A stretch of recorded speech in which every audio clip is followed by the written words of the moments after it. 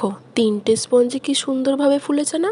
যেটা 1 পাউন্ডের স্পঞ্জ রয়েছে না, ওই স্পঞ্জটা আমি কি করেছি দাঁড়াও তোমাদেরকে দেখাই। দেখো স্পঞ্জটার এই দশা হয়ে গেছে, মানে কি করে হয়েছে আমি তোমাদেরকে যদি বলি তোমরাও ভাববে এ কি পাগল রে বাবা। একে তো আমার লেট হয়ে যাচ্ছিল, কারণ বিকাল হয়ে গেছিলো, সন্ধ্যেবেলার মধ্যে সব আমাকে 12খানা অর্ডার দিতে, যেহেতু গ্লাস কেকের অর্ডার ছিল তাই আমি স্পঞ্জগুলো গুঁড়ো গুঁড়ো করে নিয়েছি। আর আমি হাতে গুঁড়ো গুঁড়ো না করে আমি পাকামো মেরে মিক্সিতে গুঁড়ো গুঁড়ো করতে গেছি, যার জন্য আমার এরকম দশা হয়। নাও ঠেলা সামলাবো এবার। একে তাড়াহুড়ো আর তার উপর আমার এই বোকামির কারণে আমাকে আবার স্পঞ্জ রেডি করতে হয়েছে। ঠিক আছে, আমি ভুলগুলো থেকেই নতুন কিছু আরো শিখতে পারবো। যদিও আমার খুবই মন খারাপ হয়ে গেছিলো, তাও আমি থেমে থাকিনি, আমি আমার কাজ সম্পূর্ণ করে তারপর ছেড়েছি।